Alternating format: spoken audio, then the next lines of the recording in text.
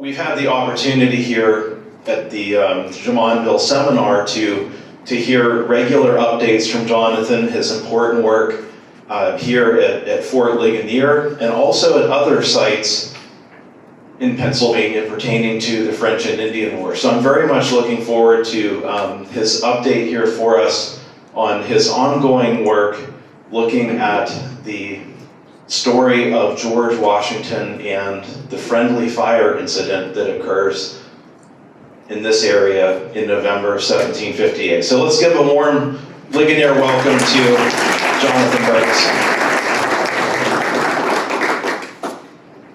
Thank you so much, David. And thank you all for hanging out for the last paper of the day. I really appreciate that because I'm excited to share with you the latest update. I believe I was here 2 years ago and shared on Friday night sort of our first foray into trying to see if we could archaeologically find the friendly fire incident site. And I was fortunate to fall into kind of a working group with many smart historians that sort of get us to the best place to make that search or to initiate that search. And then it's the job of archaeologists to make that case, whether we've found it or not. And I believe that we have some pretty compelling evidence here. And I'm going to walk through multiple facets of that throughout this talk, and maybe just briefly summarizing a little bit of what was done up until this point, the last 2 years. So the friendly fire site is being searched for and investigated by the Veterans Archaeology Program, which is a kind of a grassroots initiative that we started here at Ligonier, and it's really taken off and gets a lot of great support. And it's essentially the chemistry is great because we have veterans trying to help us define battlefields and even sometimes looking for fallen soldiers and unmarked graves. So this program has really gained some momentum, and we hope to continue to move forward with it as it evolves. But our pet site here has been the last 3 years, starting in 2022, looking for the evidence that points to where the friendly fire incident site likely occurred. In 2022, that was our initial foray. We basically did a lot of metal detecting and came up with about 169 mapped items. Now, not all of those, they're all metallic items because we're finding them with metal detectors, but not all of them are from the period, right? So we weed out some of the modern bullets and other items that are probably from farming activities after the colonial period ended. But when we filter all of that out and really start to look at the assemblage of artifacts that do date to the mid-18th century, it's pretty outstanding. In 2023, we were so jazzed to return. We actually hired the assistance of canine cadaver dog, archaeological cadaver dog survey, because we knew that there's the potential for mass graves near this battlefield. And that was one of the aspects that we wanted to potentially investigate. So we conducted a canine survey, and we also, based off of that data, did a little bit of geophysics, so geophysical surveying, ground penetrating radar, and some magnetometer work in an effort to see if we could find any anomalies in the ground or on the landscape that could potentially lead us to these alleged graves. We also excavated a few test units that summer looking at these anomalies, trying to figure out if the blips that came from the GPR data actually could be a mass grave site for the friendly fire incident. But what we did locate instead of graves were the evidence of several structures, another barn that was on site, a few other architectural kind of features, but nothing that resembled the grave. Although the cadaver dogs did have a trained response a suite of trained responses around this prescribed area. So we're still interested in continuing that search. But then we shifted back to really trying to define the battlefield. And in 2024, this past July, we excavated a couple more test units to follow up with those geophysical anomalies. We did another metal detector survey, trying to push out into areas that we couldn't get to in previous years. We had some excellent help. Wade was mowing the sections of the field for us so that we could really get good coverage and do our due diligence to try to map any artifacts that might be there. Then we keyed up, all the lead ammunition that we found in 2022 and 2023 and submitted that for isotope analysis. So I'll talk about that more in a little bit. But basically, what that's allowing us to do is not only look at the condition of these lead balls and their location on the battlefield, but also being able to diagnose what mine produced the lead that the balls were made from. And one other thing happened this summer for that Fast and Furious week in July. We actually got to see a local collection that came from this site. Collectors have known about this site, obviously, before we started the search. And that's one thing that archaeologists do when they are searching for evidence and trying to legitimize a site like this, is you listen to the locals, right? You listen to local knowledge, and you can kind of, if folks will open up and talk to you, and in this case, we had a collector who was willing to share with us some really important information, not only about the site, but he's a prolific collector, and pointed out to us that nowhere else in the surrounding area did he find this preponderance of artifacts that date to that time period. So having said all that, I'll start to let you in on where we went this summer. And again, I wanted to show, these are the two dogs that were used in 2023. They were there on different days and had very similar responses in a very tight geographic area. Okay. And then again, that's sort of what we used to direct our geophysical survey. I will say at this point that there was the landowners, previous landowners that had been there for generations, passed down a story to us that this woman, when she was a little girl, was told never to drink from the springs on site because there were dead bodies buried there. And we always take that kind of information that's very seriously. And I'll tell you a little bit more about what I think happened there, and that there's some validity to that story. But for those of you who don't know the details of the friendly fire incident, I'll just summarize them really quickly here. In the previous month, October 12th, there was a successful raid carried out here at this post. Lots of animals were stolen, people lost their lives. It was a pretty successful raid by the French and their Native American allies. Fast forward to 1 month later, in November, we have them in the vicinity trying to do the exact same thing. And again, trying to force Forbes into winter quarters by harassing the grass guard, taking his animals and horses, and really making it miserable in that respect. In this instance, though, George Mercer was out with the Virginia Regiment, the 2nd Virginia Regiment, and encountered this group before they got to the fort. They were likely following the Forbes Road. He went out the Forbes Road, encountered this force, and then there was an action that could be heard back here at the fort. A hot fire. And George Washington convinced Forbes to allow him to go out with another 500 men of the 1st Virginia Regiment, in an attempt to approach the battlefield from a different direction and to catch the raiding party sort of in a pincer maneuver. what Washington's group didn't know as they were making their way, what we think is the route was up 2 Mile Run.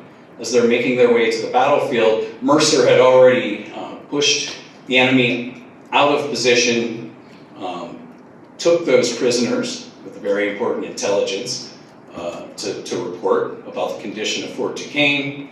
And while they were sort of mopping up or processing these prisoners, Washington's regiment appears out of the wood line, and it's late in the evening, it's foggy, their kits are depleted, they're not necessarily wearing their uniforms, and long story short, they mistook one another for the enemy and started shooting at one another, inflicting greater damages and casualties on one another than the raiding parties had that day.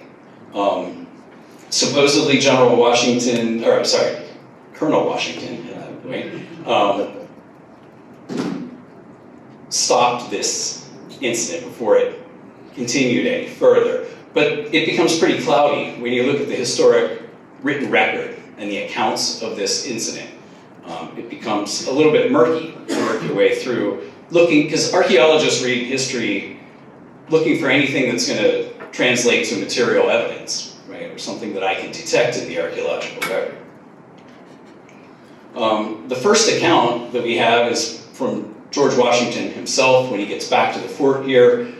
His orderly book entry is very sparse, essentially saying that tomorrow, when they go to take Fort Duquesne, they were going to stop by this site and bury the men that lost their lives that day. So essentially he's admitting to the fact that it happened.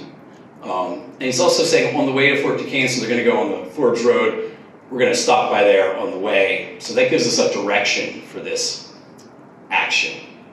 We know a little bit about what John Forbes says about the incident. He really downplays it.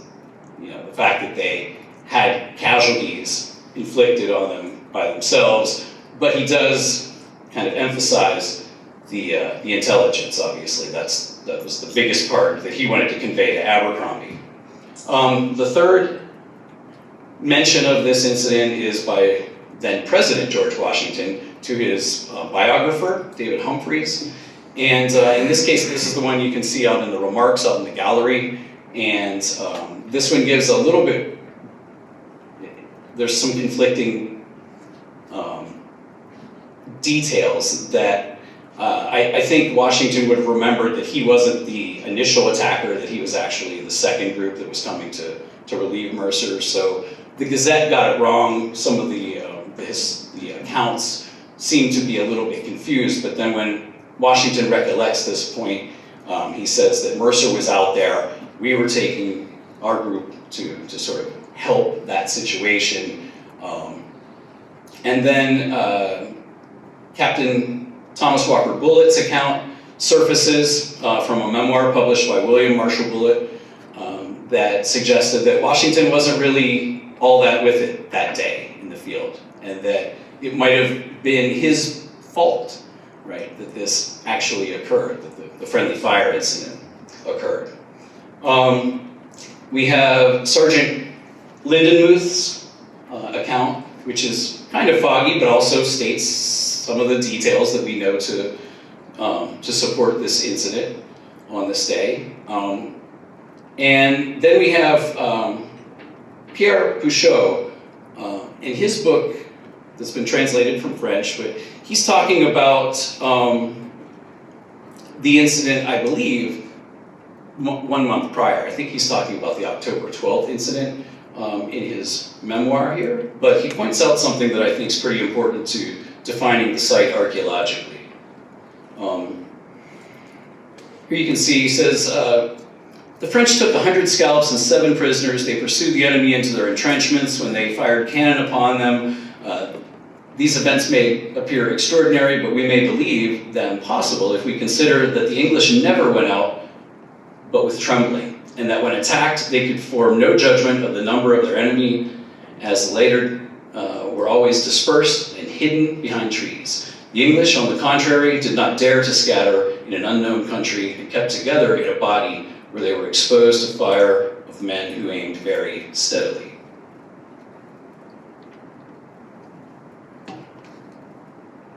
So as an archaeologist doing battlefield archaeology, there is a battlefield survey manual put out by the National Park Service. And most of battlefield archaeology, well, a lot of it was pioneered by Doug Scott at the Custer Battlefield. But then a lot of battlefield archaeology has been done on Civil War battlefields and Revolutionary War battlefields. But not much has been done with French and Indian War.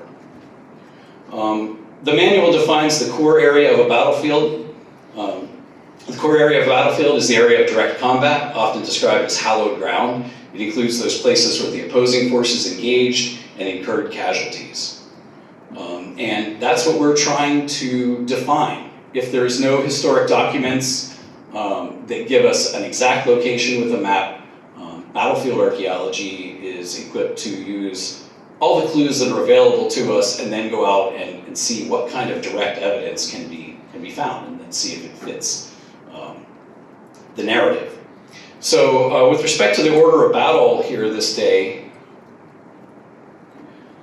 we have Corbert's 40 French Marines, and then we don't know how many Native Americans were with them. It could be up to 200, it could be as few as 100. But they were utilizing this spot on the landscape sort of as an advanced post. You've got 2 Mile Run right here, and a little bit of a stream crossing, right? And then a series of benches along here. And there is a little bit of written record that the French had a camp, and it was discovered, and they actually even had a fire there. And this setting sort of fits that build pretty well. We're roughly 2 miles away from the fort. Forbes Road is right here, going diagonally from where Mercer's approach was and then up and over this slope. So, what we think we are finding is the direct fallout of, first, Mercer's contact and sort of routing of the attack, capturing of the prisoners. We think they fought and exchanged fire right on the Forbes Road, essentially, because Mercer was pursuing them. They were using that route into Fort Ligonier, or the post at Loyalhanna, as it was called at that time. Mercer takes advantage of the fact that they pushed them off of that landscape. There's a set of steep slopes behind them. So when the French and the native allies retreated, I believe that they were kind of scattered along this landform and would have just sort of gone up and over and then got back on the trail when they were further along and out of harm's way. So Mercer's group moves into that clearing, that area. They were probably familiar with it from grazing their cattle and their horses. The grass guard likely made use of this site. We think it was probably an open meadow to a certain degree at that point. While Mercer is processing the prisoners, we have Washington entering with his 500 from following the stream bed, supposedly. And once they get to right about here, you can start to see what's going on in these little benches pretty well. And I believe that when his group came out of the tree line here, that's when the friendly fire incident starts to occur. So we're actually looking for the archaeological evidence of 2 actions or 2 battles. The battlefield resources, we don't have any military engineering features, but the other ones that the manual defines that we take an account for are the cultural features like roads, natural features, basically the topography of the landscape, and then the artifacts. And these are the things that make up a battlefield. Like when we say, okay, we've found a battlefield, we're looking for a battlefield, we go to a national park where there is a battlefield. These are the things that we see, the cultural resources, that are there to manage. Cultural features, again, the only one is the Forbes Road. Right? I mean, this approach is very visible. If you're out in the woods here, you can see several sections of it. There's even traces of it up and over this ridge as well. And it pretty much ran straight through our site area. And that's a very good, indicator that this could be the location. It serves as an anchor, right? A spatial anchor for this conflict. So it's got to be somewhere along the Forbes Road. So we're saying it's here. The natural features that we would take into account beyond the Forbes Road, and the natural features are the 2-mile run, the stream, the series of benches, the springs and a marsh, which I believe were there 260 some years ago, the western slopes and the eastern slopes. So those are our sort of pieces of topography that folks in the military are trained to look at today. You look at a battlefield situation, you figure out where are the advantageous points, where are the choke points, where are the difficult places that we need to be aware of. So looking at the natural features surrounding this site, we've got our western slopes to the rear, a set of springs and a little marshy area here. These are the benches where we have a structure built here. And then it gets kind of lower down here and then gives way to active floodplain. And then you get to the actual channel down here. Okay, so now to get to the artifacts. If you can see on this map, there are 3 different colors in the scatter plots. There's yellow from 2022, orange from 2023, and red from 2024. The first year, 2022, we stuck to the Forbes Road trajectory and then other areas that we could easily access. Places where the brush wasn't too high or the weeds weren't too much of an impediment for us to do our metal detecting. The next year then, like I said, we slowed down a little bit in 2023 and dug some test units along with metal detection survey, but still scored a fair amount of good pieces all the way up into the northern part of this field. Right? So you can see orange here, all the way up into here. And then this past July, we collected everything that's red. So we had the hints from these orange guys up here that there should be more evidence of the friendly fire had set up in this end of the field. So we went up north here and lo and behold, found some really good evidence in about 20 more pieces of lead. So we've got a fair amount of ammunition to sort of sort through. This is an image of everything that was collected in the first 2 sessions. This is nothing from this summer is on this sheet, but you can see here that there are obvious musket balls, but then there are also pieces that are, and you can see them back here in this artifact collection, pieces of lead that were going to be useful or could be used to make more musket balls again, right? You melt it down. Some of these pieces are waste from casting.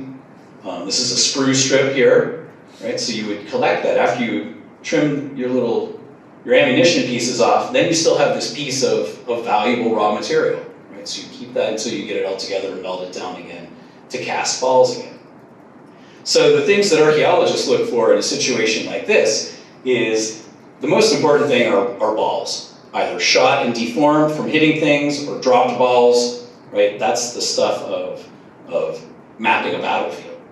But remember, there was also a French camp, right? The French are hanging out in this location when they're not fighting. And what they're doing in those instances, one of the activities is casting balls, getting ready for action, right? So you can see a few of these little pieces that are from trimming or recasting balls during downtime. So, all the lead that I'm showing here in this image is shown here in this scatter plot. So I took away all the other artifacts, and this is just the lead that we're looking at from 2022 and 2023. And then we reduce it down to boring data, right? So then we've got the spatial locations of those items, and then we've also got, we've got their UTM coordinates, that gives us a spatial location. But then we also have a little bit of information on their calibers. In some cases, we can even identify Charleville, Fusil, another Charleville round. And this column is the column that I've been waiting for. We thought we would have this data in February, and I got it about 3 weeks ago. So I was delighted, but then I had to rush to put this together for you to show you what we have here. The isotope column is coded because my colleague at Juniata College is a geophysicist, and he has a lot of experience in identifying not only lead sources, but also copper sources. But in this case, the lead sources are really why we're collaborating. And in the data, after running that sample of balls, we came up with some really good clustering of what we can identify as European lead. That would have been, that's what the British were coming over with and supplying. Their supply lines were coming from Europe. French lead could also be coming from Europe and would still have this isotopic signature because they're not far enough apart just across the channel to give you that kind of spread. So all we can really say about the yellow ones here are that they're European. The really awesome part of this is the Missouri lead that we have down here. Now, Missouri lead had been accessed and mined by the French as early as 1720s.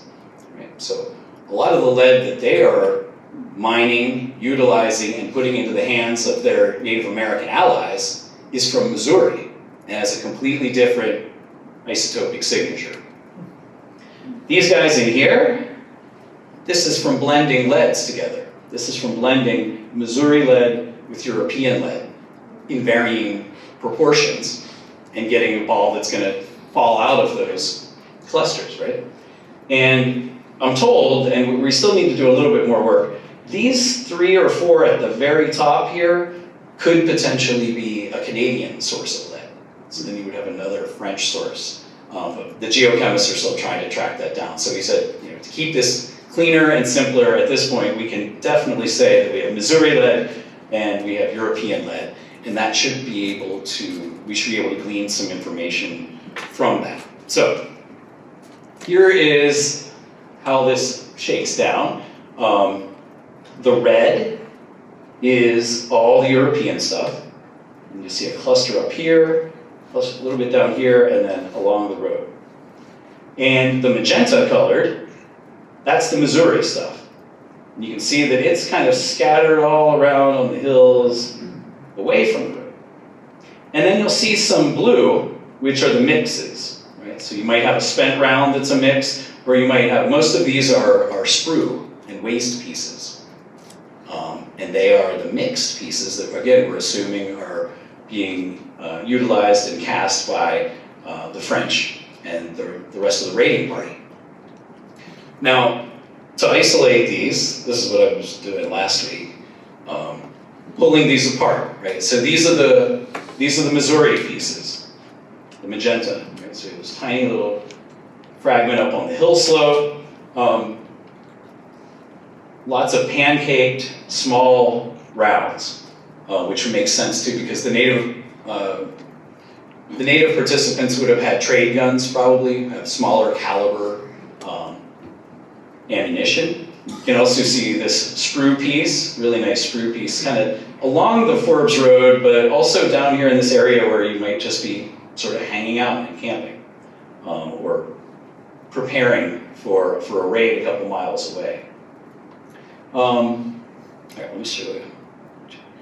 And here is the mixed stuff. Right? Again, you can see that one of these is a Charleville. So somebody recast some lead and wound up with a ball. A couple of these are balls. But again, the rest of these are fragments or from casting waste. Sprues are casting waste, right? That's an impact.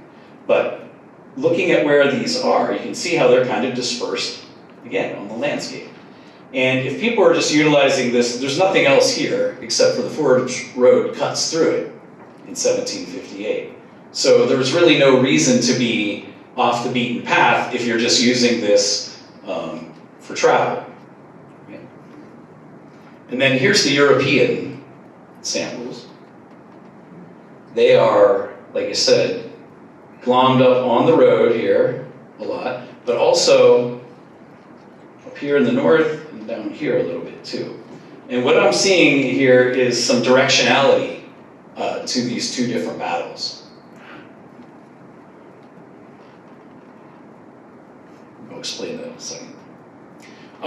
In addition to the lead, which is arguably the most important artifact to make the case here that we've got this battlefield, there are lots and lots of copper or copper alloy buttons that are also pretty interesting and informative. The British were not putting any sort of design on buttons at this point in 1758, so we can't find necessarily regiment buttons, but we do see a lot of variability in the types of buttons, and some of these are very identical to ones that we find on other French and Indian War sites. Some of them are even damaged, almost as if they have been hit by a lead ball. There's a little cuff link here too. So there's a lot of variability in the buttons. One of the interesting things that was in that collector's group of artifacts was another massive load of buttons. Right? And he told us that he basically found them all in the same area. Right? He didn't really go too far off of the bench, so he got a huge cluster of buttons. We've got our buttons mapped. And here's a couple other artifacts that are pretty compelling beyond the lead. This is a shoe buckle chap, way over here off the road. Here's a Brown Bess ramrod guide, like you can see back here in the display. Here is a watch key with a French fleur-de-lis on it and a lion on the other side. Could have been dropped right at the crossing, essentially, or while they were hanging out at their camp, potentially, if that's a French watch key. And then these two sword buckles. We found one last year, right here below the marsh. And then this past summer, we found almost an identical match. I thought it was an identical match till I got them together to photograph them and realized they are two different items. Spur buckles are sort of like these, but they're a little bit beefier. I'm pretty sure that these are sword buckles. And you can see these, again, are in this line here. This is what I interpret Washington's group coming out into the clearing and kind of coming up onto the slope here to get a better shot. Right, all this is going to just fill up with smoke. Visibility is horrible. You're going to want to run up slope to get your feet on at least the ground level with the other guys that are shooting at you. And that's what creates this other directionality. That's why we have impacts of European lead up here, down here. Most of this is from Mercer fighting the French and the Indians, and then catching rounds from Washington's group. So that's why we have so much red ammunition here. And then the ones that are over here, we're pretty sure that when they probably fanned out once this engagement occurred. So that's why we do have folks over here, but some of this is probably overshot too in this direction. So, putting it back to a topo map here, all the evidence suggests that this is the location where the events of November 12, 1758 unfolded around the incident. We have Mercer's route. We have Mercer moving on to that landform. We have the French and the Indians exiting. We have Washington coming on the scene. And then the heart of the battle is going to occur between them and in this direction rather than in this direction. So in doing battlefield archaeology, again, the manual crosses over into what modern soldiers are taught. The COCOA method. Officers are trained to assess a battlefield, look at key terrain, decisive terrain, observation in fields of fire, concealment and cover, obstacles, avenues of approach and withdrawal. So again, those are the things we're attempting to fit onto this battle map. You can see Mercer's point of entry here, Washington's point of entry, the French and native egress. I have concealment here because they're coming out of the tree line. You would be concealed until you got out into the wide open area, but then there's also going to be a lot of musket smoke kind of obscuring what you can see. So concealment is adding to this scenario as well. Key terrain is where Mercer moved his group to, which gives you excellent field of fire all the way down along this floodplain. And then another thing that I identified here is this little bit of a bottleneck where the Forbes Road is coming out, and just as it's about to cross 2 Mile Run, you're sort of hemmed in. You can't be completely spread out, so you're gonna bottleneck your troops until you get across that, and then potentially fan back out again. So I want to leave some time for questions, but I just want to reiterate that there's historical proof of this event.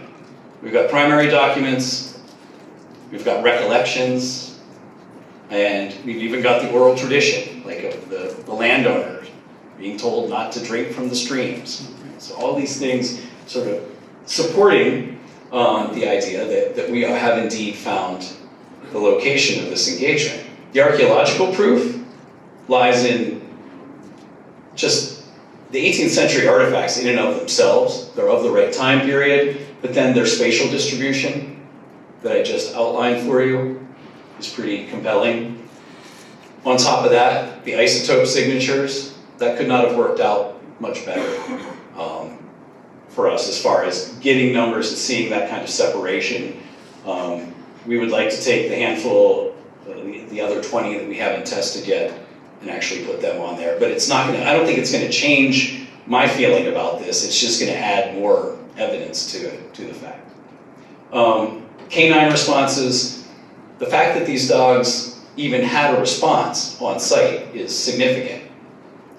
Because they're trained, they ignore groundhogs and everything. Like, they only care about human remains.